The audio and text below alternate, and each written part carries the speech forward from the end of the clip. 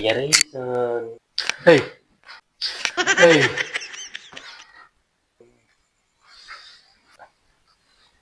Kala ko kung sino na. Alay, nagulat po ata kayo. Sino di magugulat sa'yo? Itsura mo, yung kasuotan mo. Alay, kasi ginaya mo yung pananamit ko. Iniidolo ko po kayo. Ano na pa pangalan mo? Burdagol po. Burdagol? Taga saan ka ba? Ay, taga Batangas pa. Kaya pala pang Batanggenyo yung pananalita mo eh. Nangingi po sana ng sticker. Iniidolo mo ako. Sino paborito kong artista? Tanggol po. Hindi, si Coco Marat ng Batang Quiapo. Ano ba yung sadya mo? Ang sticker.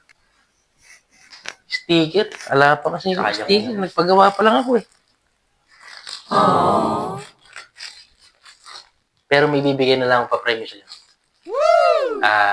Hindi na mat yung itatanong ko.